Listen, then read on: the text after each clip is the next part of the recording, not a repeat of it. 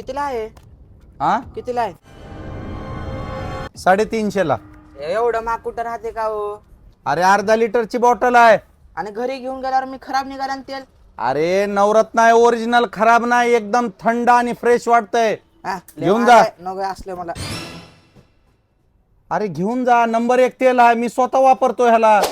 उगा काय बर बी. ऐक एक काम कर, हे बघ, ही एक वाली पुडी एकदा ट्राय कर, आवडलं तर बॉटल घेऊन जा, नाही तर राहू दे. हा.